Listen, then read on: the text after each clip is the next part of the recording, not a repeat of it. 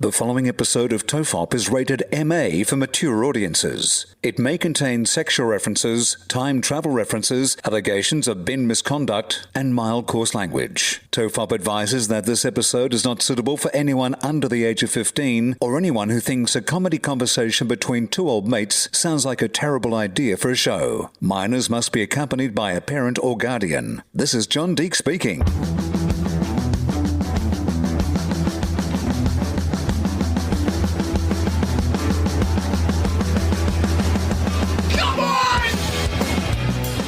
Everyone relax. This is TOFOP. I'm Charlie Clausen. I'm Will Anderson. And hello and thank you for watching. This week in How Did Mike Count Us Down?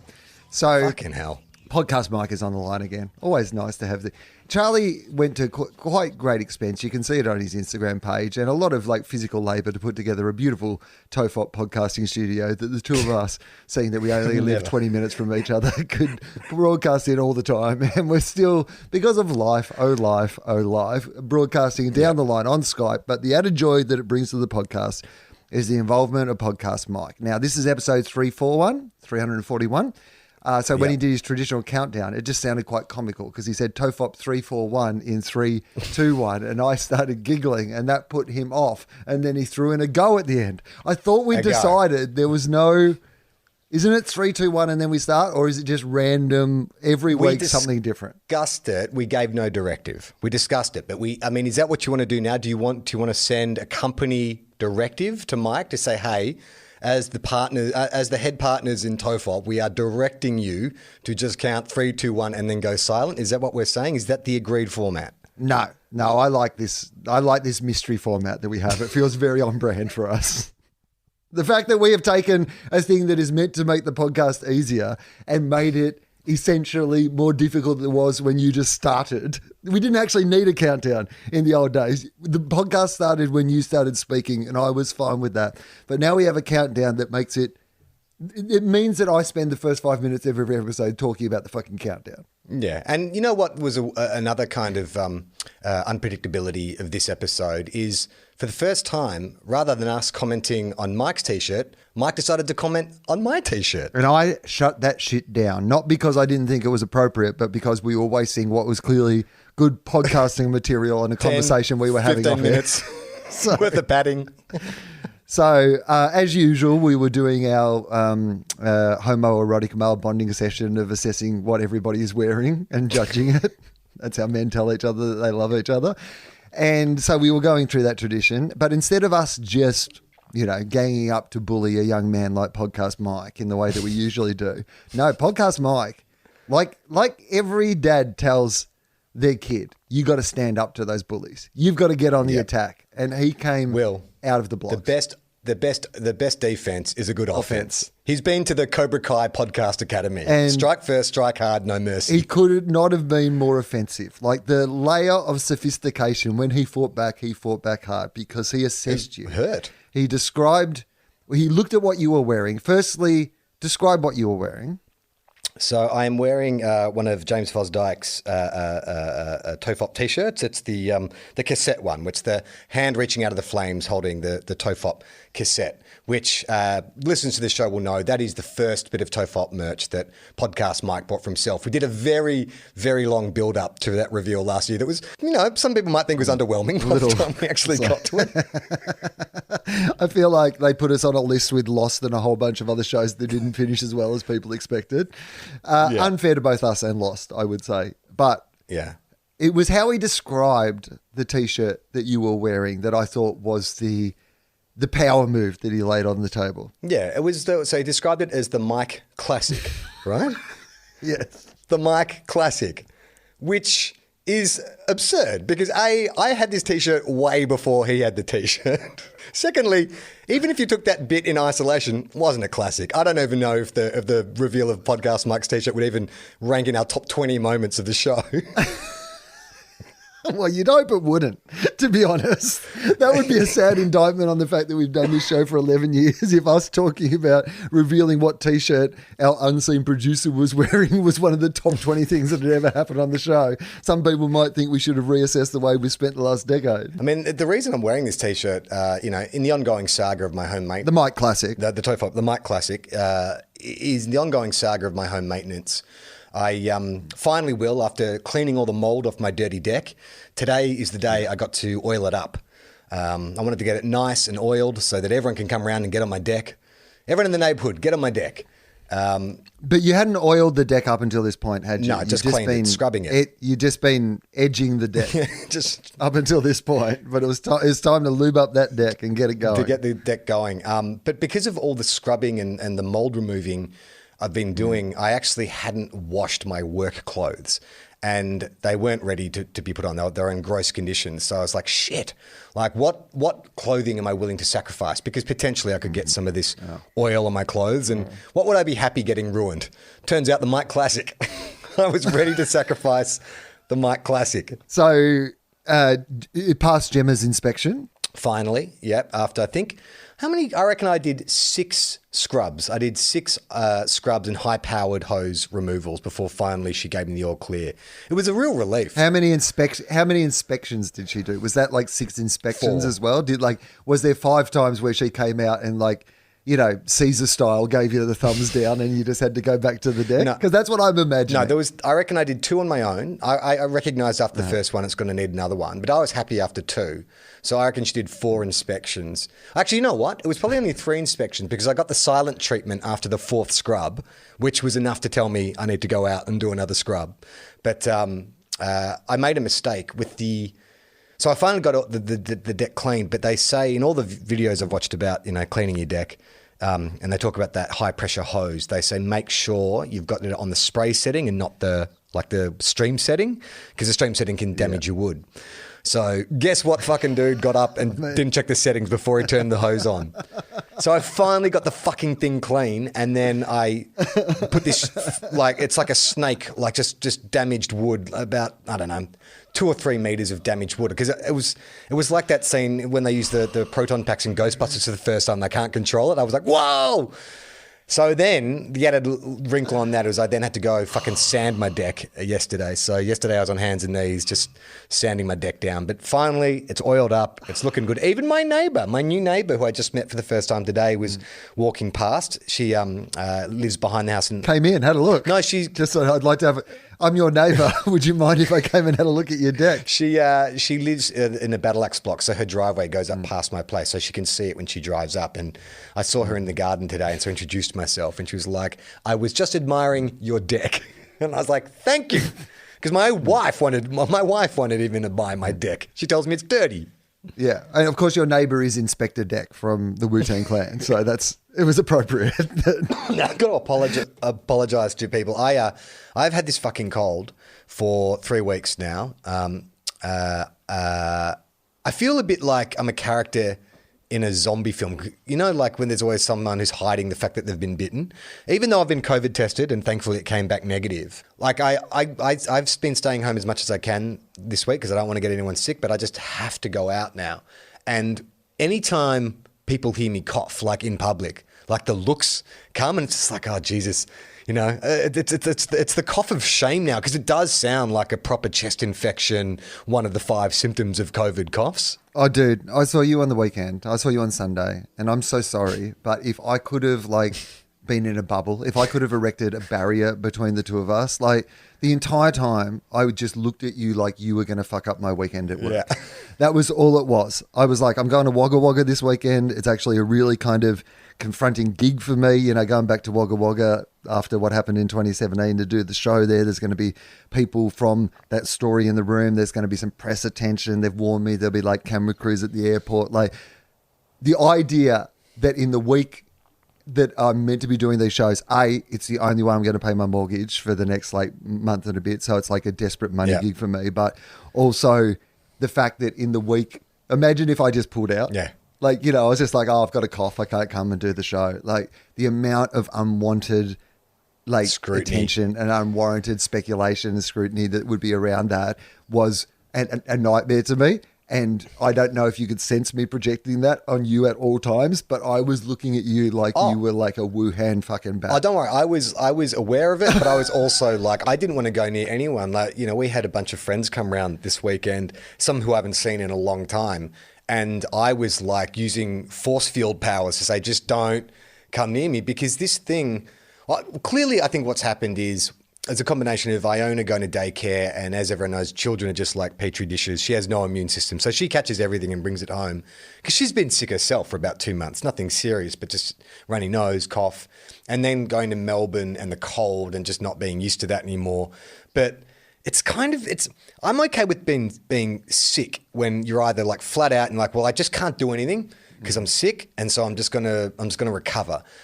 But it's that annoying thing where it's like I'm at 60 to 70%, and it's just enough to slow you down where you can't concentrate. I'm getting headaches, like physical activity hurts, like even going for a walk, my chest hurts. It's like, is this child that I love, is this what it's going to be for the next 10 years until she develops a proper immune system? She's just going to keep coming home and infecting me? Mate, you live on the Northern Rivers of New South Wales. She's never going to develop a proper immune system. She's going to bring home like polio and rickets and scurvy and things that you can't even vaccinate against. Did you see there was a 5G protest in the Northern Rivers last weekend? It was great. Some of the coverage of it was amazing. There was a video that was put on Brown Cardigan of people protesting, and it was just like, what an amazing collection of people. Like, I know we all sort of are wary of conspiracy theorists, and QAnon is obviously quite a serious problem. Not for our Prime Minister, apparently, but, for most people. I mean, as somebody who occasionally works at the ABC, I'm sure I can't comment on that. Yeah, you definitely can't comment on that. But just to sort of see, like, there was one moment in this video, this guy is shooting, it's probably about 12 people forming, this protective ring around the gates to try and stop workers from entering. And at one stage, one of the women leaves the group to make a call on her phone. It's just like, this is amazing.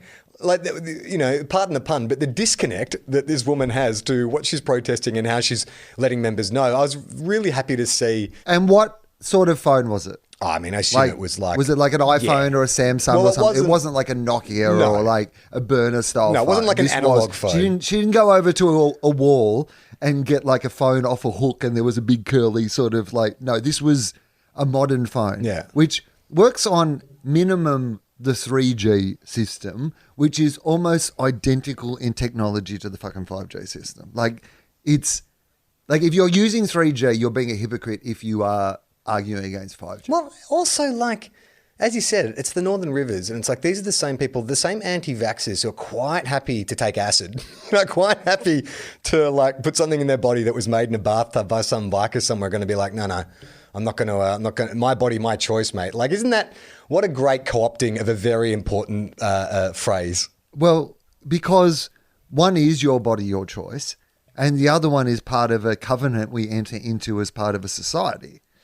Like, this is the aspect of that my body, my choice, like, completely disregards, because it's offensive. You're taking something that is a slogan for something that, like, actually is somebody's choice and making it about something that, like, that's the equivalent analogy would be if that person, like,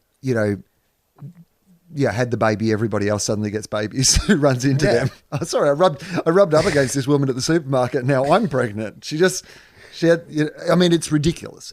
Like, this is, when you're in your own home, I absolutely think that there should be limits to what the laws of the land can make you do and not do.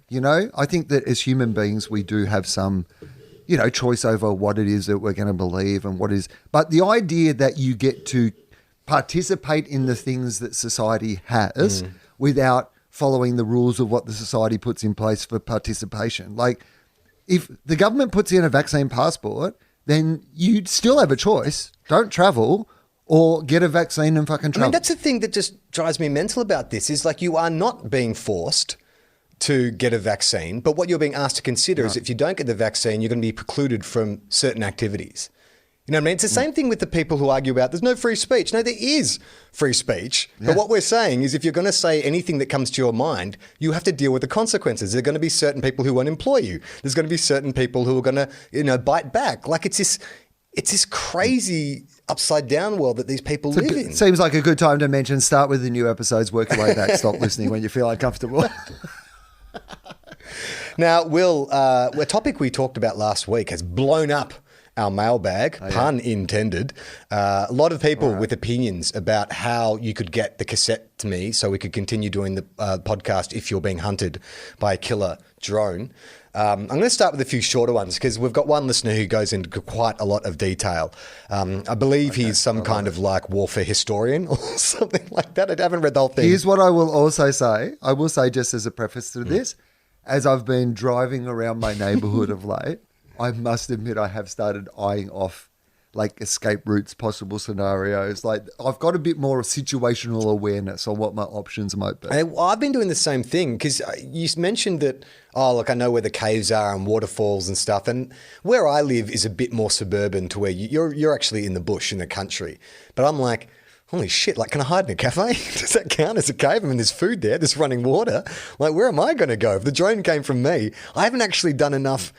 I go to the beach a lot here, but I haven't gone to many caves or waterfalls or anything like that. No, I actually happen to live near some caves and some waterfalls, so it's a little bit more handy for me. But the other day, often there are helicopters that fly all over here, and I think they're looking for people who are growing wheat. Right. And one came down in the paddock below my house. Like there's a whole bunch of trees, like down the bottom of a paddock, like just an area that's never really used for anything. There's some horses in the paddock and then just a bunch of trees. And this helicopter keeps coming lower and lower and lower till it's like looking through the trees at the bottom of my property. Like, and I am like, is someone growing wheat on my property? Like, because they were looking as if they'd found something. And I mean, as far as I'm aware, I never go down there, but as far as I'm aware, there's nothing down there. Last time I was down there was absolutely nothing down there. You know what I mean? Like it's literally just, whatever's falling out of the trees. Even if you're the police, can you just fly into private? I mean, who owns the airspace above private property? Because you'd need a warrant to search a property. You can't just... I was surprised that they came so low. They were genuinely so close to particularly because there isn't anything there. Do you know what I mean? Like it's not like...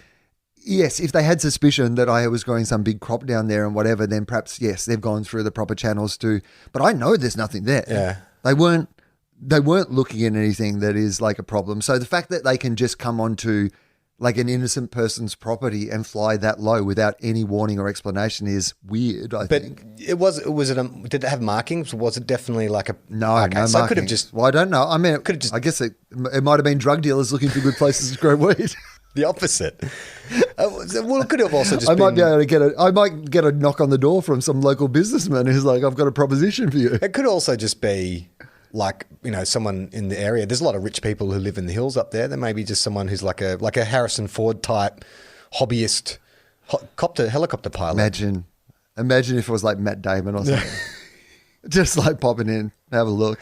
Well, apparently Zac Efron has bought some land just south of the Gold Coast, but not just land, but he's bought like acres and acres. What's bigger, acres or hectares? I don't know. Acres are bigger. Okay, so he's bought acres and acres of land that have like rainforest. Well, he's got his own. Technically, neither of them are bigger. So when we're talking about an area of land, there are two different ways to measure an area of land. So an acre is bigger, but the area of land could be acres or acres or hectares or hectares. It doesn't actually make a difference in the volume of the land. He's bought a lot of land, is what I'm trying to say.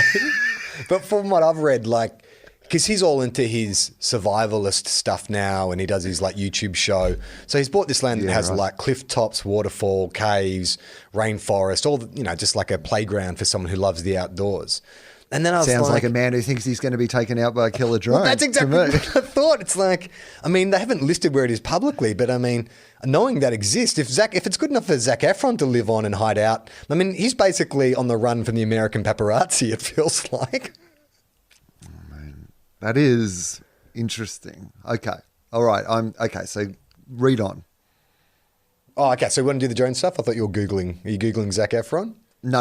I'm going to have a look at something else that you just reminded me of. Okay. All right. So this first suggestion is from Tessa. And she's like, long-time listener, love the show, but I was infuriated and yelling at the phone this morning as you troubleshoot the cassette situation. If this ever arises, Will is habitually attending roadside produce stands and has cash on him. Could he not simply leave the cassettes there with a note and some extra cash For postage, honest Aussie farmers to the rescue. Hand delivery at an extra expense if you want to cut out the postal system. Resolved. Okay, so the idea being there that you leave a note for whatever farmers there saying, hey, can't tell you much. Can you please deliver this cassette to my friend? Hear what you're saying, but these are my major resources for procuring food. And so what's going to end up being happening is, right, like if they need to really track me down, they find out where this cassette tape was left. And then from then on, there's monitoring of that fruit stall. And now I no longer can go to that fruit stall for my fruit. So you can't shit where you eat when it comes to covering your tracks in regard to this, I think. Yeah, I guess it would depend about how many fruit stalls, because I'm just trying to think off the top of my head when I go for drives, how far apart their space. Like, would it be if you burn one, are you then sort of like shooting yourself in the foot because there's not one for miles? And I think that if I was to leave from my place, the closest one is already too far, and then the next one after that is way, way, way too far. So I'd just be ruining a food stall pickup. Right. And you're establishing a pattern. Exactly. So eventually they're going to be able to track you from, they go, well, he's hit this one, this one, this one. The amount of energy you were expending to cover your tracks, it would just be more practical to be dropping off the cassette somewhere else. And you don't want anything that is going to verify that you still are alive, because, I mean, the other thing we didn't discuss is you could also try and fake your death. You could try and blow up your car or drive it off a cliff, put someone else's body in, dig a body up out of the graveyard and drive it off a cliff. Buy yourself some time. But if you write a note, this is different to last week where I hadn't thought about where I'd hide from an AI drone. But the idea of faking my own death and disappearing is an absolute fantasy of mine, and I think about it all the fucking time. So this would be like, I'd be like, finally open a bunch of drawers and suitcases around the office. Okay, this next one is from Jeff. He says, hey, TOFOP, happy Rugby League. This is a tough one. I'm not sure the best way to do this, but you should speak to Tommy Dasilo, as he's an expert in this field, because Tommy has been isolating for years. Oh, good. Nice. Good stuff. P.S. Quality. Inside jokes from two separate podcasts, too many. PPS, loving all the podcasts, great work. So I thought I'd give us a little bit of a pump up before we get on to the next one. By the way, do you think I've been blacklisted from like Dum Dum Club? Because there was that one invite extended and then I couldn't do it because I didn't check my Facebook messages. Yeah. And then there's been numerous opportunities for them to get me back on and they haven't done it. I reckon I've been blacklisted. Okay, do you want to know the actual truth? What is it? Or do you just want to go on living in your delusion? Oh shit, is this a red pill, blue pill moment? No, it was, because I chatted to Carl about it and he was like, oh, it'd be good probably to get him on the first time with you just to kind of help introduce him to the Dum Dum audience, particularly because I love the Dum Dum audience, but they, part of the appeal is they don't play well with others. And so you just don't want to throw someone to the wolves. And look, I thought, so he just said when the two of us could do it. And we actually tried to do it one time and then they went back to doing them all live and we weren't in the same place. Right. And so it's literally just been that, I think. But now that Melbourne is in lockdown again, horrible news for all our friends in Melbourne, but Tommy Dasilo will be fine. He's been self-isolating for years. But he and Carl are probably doing the podcast back online. So maybe there's an opportunity that we could go on. Do you, with this latest Melbourne lockdown, because I have so many, obviously a lot of friends and, half my family are in Melbourne. Communicating with them, it's hard to know what to say. I've talked about, I've got a family WhatsApp chat and it's been working overtime lately, especially for the Melbourne family. And this one appears to really sting worse than the rest of them. My brother's been laid off. His wife's lost her job as well. No income support. Obviously, they've got to apply for some kind of grant, which they don't really qualify for. What can we do to help? What is there? Can we do anything to help? You feel so powerless and it's so awful, but I feel it's it's not survivor's guilt, but the fact that we're up here and we're not dealing with all that shit and they've had to go through that for the fourth time. What do you feel? My feeling is, and I've thought about this a lot, and I feel what they need right now is nothing other than us to shut the fuck up. Okay. I think they don't need our sympathy. They don't need our jokes about what's going on there. I don't think either of those things are particularly helpful. They're going through something that the rest of the country hasn't gone through. And I think that whatever our takes on it are are probably completely unnecessary. That we support them in that we hopefully, there's people listening to this that I know our numbers went up a lot during the first lockdown. People look for things to take their mind off. Hopefully us coming up with a way I'd escape an AI drone is the best way that we can help them out at the moment, because everything else, the other thing is, I guess, keep the government accountable. And I guess the thing that we can do is, it's amazing how much the vaccination numbers have gone up in Victoria at the moment. And obviously a lot of those vaccinations are going to be sourced from other places. The government says that that's not happening, but of course that's the only way that it can happen. Either that or they had a whole bunch of vaccines they didn't tell anyone about, which is a whole other problem. But deal with that. But as soon as a vaccine is available to you, regardless of the area you live in and how safe and removed from COVID it is, get your fucking vaccination. And that's how we help them. Everybody else gets to open up. This gets to stop when everybody gets on board to do their part. So shut the fuck up. Don't wish them well. Don't make fun of them. Just get your vaccination so that we can all get back to, new normal. But are there any vaccines in Australia, Will? I feel like we keep getting told by the government that someone's fucked up the delivery, or, they're just taking it slow. It's not a race for a start. Someone. It is. Well, firstly, it should be. Yeah, I know. It should be a race. That would have been absolutely the best way, because suddenly now that there's COVID in a community, you've noticed that people are willing to put on their sneakers and go for a bit of a race. Like, people were happy to line up, get that fucking thing done. It was, in numbers of getting people vaccinated, it's shown what is possible. Why are we not making it a race? The only possible reason is that the government is fucked up in the supply chain at some point and does not have the vaccines for us to race. But as an imperative for society, I have friends who worked on that festival in Melbourne that got to go for one day that they'd been planning for 2 years, spent millions of dollars, millions of, their hours, their heart, all these incredible artists doing these incredible things. And because our government has fucked up the rollout of the vaccine, suddenly all their hard work just goes, and no one will ever look back and cry for them. People close to them will, but as a society, there's so many other things going on that we just move on. And like you said, these people who get laid off this time, or don't get the income support, or get by on their savings, but now have to shit themselves for the next 20 years because that money they had saved for their retirement, or that money that they had saved for, I'm fine. I'm absolutely fine. And I don't complain in any way. I've spent my life here in a fucking way that is removed from it all. But the financial hardship, I'm just running up credit cards, borrowing money, doing whatever I can to get through. Imagine you're in a position where you can't do that shit. Imagine this is the thing that in between, breaking you completely for fucking ever, we just have to do everything that we can do to just get vaccinated and get back to fucking The work. thing that kills me is it's the casual worker thing. Because do you remember what it was like when you were starting out in comedy, where you were gigging? It's like you had no money even when you had a job, and now you have no job. And the idea that they're not prioritized. Anyway, look, this is not the TOFOP content. Let's move on to the drone. Not thing. helpful. It's fucking bullshit. Anyway, okay, this is from Mick. Hey boys, listening to today's episode, I thought I had nutted out Will's way to get Charlie the tapes. Will has 12 hours to get to his hiding place. In the first hour, go to a local newsagent, not Australia Post, as they're more likely to have cameras, and stock up on envelopes and stamps. Then, after a month or two of solo casting into his Walkman, Will can simply put tapes in a side of the road post box, eliminating the need for Charlie to try and decipher clues that will surely lead him to losing money in a business venture.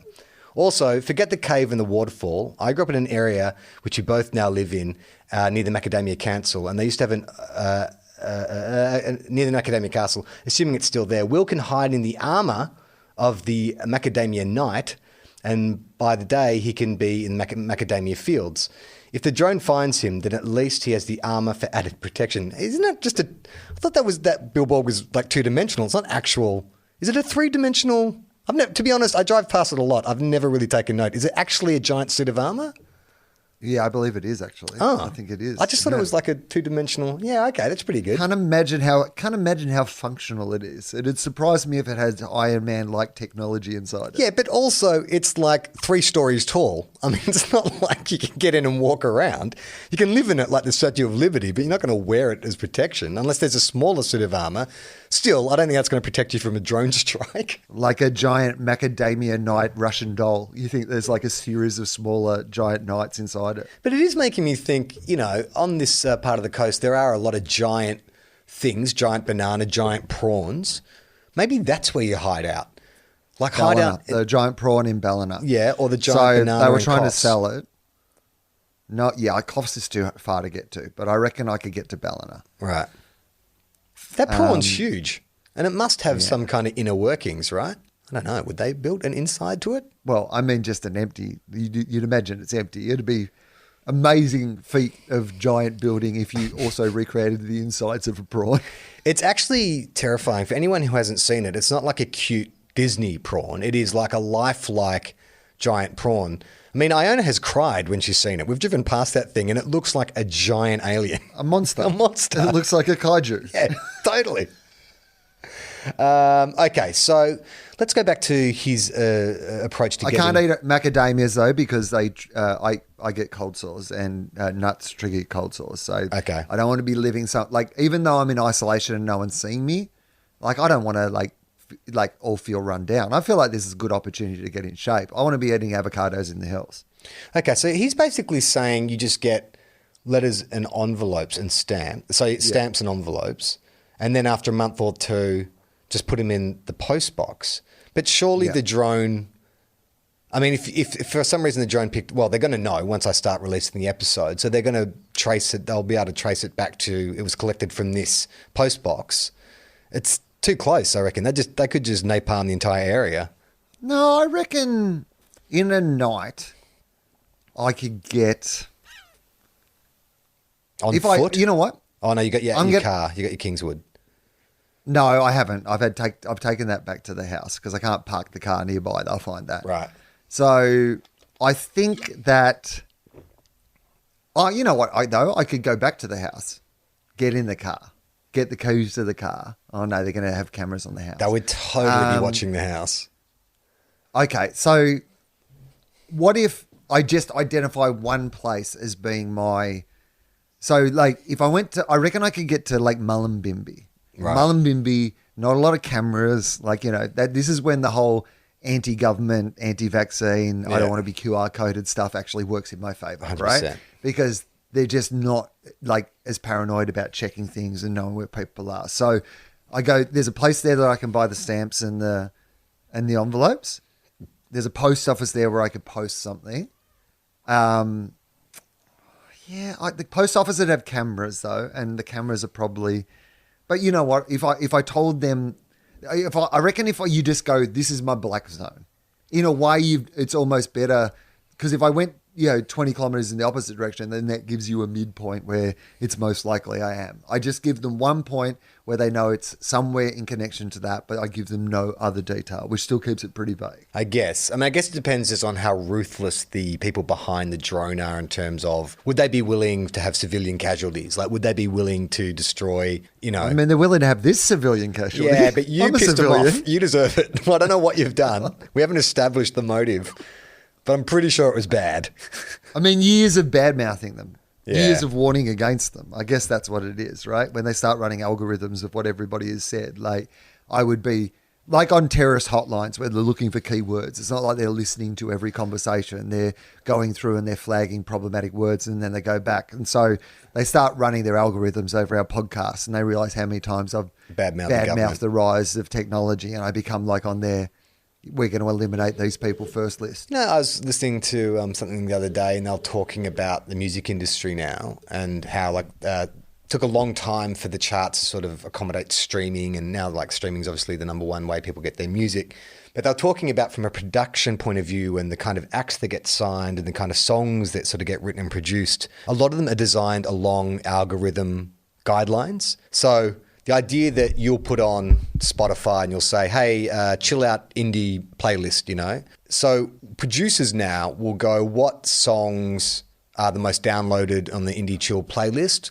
Let's write something that has not a rip-off, but it's a facsimile of that so that when someone plays a Billie Eilish and then they just leave it on, the algorithm will pick up our song and they'll play that, and that'll become the next kind of earworm. Yeah, and my favourite type of music is algorithm and blues.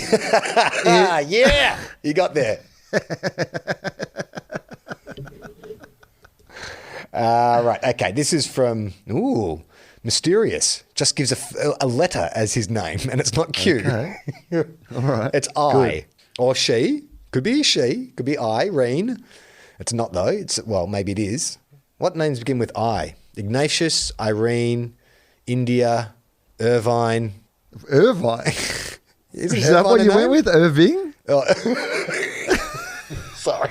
Yeah, it's Irving. I mean, anything could be a name. Isaac, says podcast Mike. Igor. That's it. That's all the names beginning with I. I'm pretty sure we checked them all off. Okay. Hi, Charlie. All we'll have to do is to get it into the postal system. The postage is stamped via its local hub. Pay a tourist to take the package into the next town. Okay, yeah, but how does he get it into the hands of a tourist? You're sort of missing an important step there. You know what? There is a lot of people who sort of camp out in this area. You know, they're tourists, they have a van, they're backpacking around the country, they find somewhere up in the hills to park their van. I mean, maybe there's a possibility I could just leave it in somebody's van and I could leave them money to not post it until they were a really long way away. So I could be like, hey, I can't really explain to you why, but like, you know, I've got to trust you with this. Here's some money. You know, when you're as far away as possible as you're getting from here, could you please drop this in a post box? Okay. Put yourself in their shoes now. So you're camping, some crazy guy comes running out of the woods. He looks like he hasn't washed or slept properly in weeks. He comes running up to you with a package. He's like, hey, you know, he's not threatening, but he's like, look, I just need you to post this for me when you get as far away from here as possible. Here's $50. I can't tell you anymore. I'm really sorry. And then runs back into the woods. Are you like, all right, the $50, I'll do it? Or you think this guy's definitely a drug dealer, I'm going to get arrested? No. I'm planting it in their van. Oh, okay. I'm putting it in someone's bag. I'm putting it under a seat. Like, they're going to find it later anyway. Hopefully when they're far, far away from where I am, they'll actually find it. And then it'll be easier for them to facilitate my wishes. And I'll leave them some, like, you know, an avocado, like some fresh avocado, some, like, you know, some nice stuff that I've collected, some macadamias. Some Blair Witch style stick figures you've woven together with human hair and sticks. It's just the I've made terrifying. you and Foz and Podcast Mike out of like matchsticks. I mean, I wonder if I would do it. I wonder how generous I would be if a complete stranger asked me for a favor, but I couldn't ask any questions. I guess what I would do is I would open the package just to see what I was dealing with. I'd see it's a cassette tape and I'd be like, well, fuck, like how much trouble can this get me into? Sure. Well, that's what I would say. I would actually explain kind of not everything about what it is that I was doing, but I would explain in my like little letter to them that it would just like, it's important, you know. Would you lie? Life. Say it's like I would just going to your mother or something like that to motivate them? I say no, because they might listen to the tapes. I mean, where would they find a tape player? That is your mother could be called Charlie. I mean, Charlie does sound like a code. If I say Charlie too much, or try to explain what the podcast is, I'm like, anyway, I'm on the run from the AI robots, but I do this podcast. What's a podcast? Oh, it's like an internet radio show that no one can sack you from. What's yours about? It's a comedy conversation between two old mates, and despite the fact that I'm running from AI robots, I'd like to continue that conversation as one-sided as it might be. So here's some cassette tapes. Could you drive them as far away from here as possible to throw the AI robots off the scent? The end. Yeah, okay. I reckon I'd be okay with that. I'm just trying to think of like any time. I think you'd do it, right? You'd do it. Yeah. I remember, I think I've told this story before, but there was one time when I was like 19 years old when my mother was away. I was in the house on my own and it was an apartment and it was like 2 a.m. and there's a knock on the door and it was a guy and his girlfriend, and he was like, hey man, like we were just in the car park. Our car's broken down. I can't, this is like, 1996. He didn't have a mobile phone. He needed to use my phone to call like roadside assistance or something like that. Can I please use your phone? And I was like, yeah, sure, okay. And so I let him come in.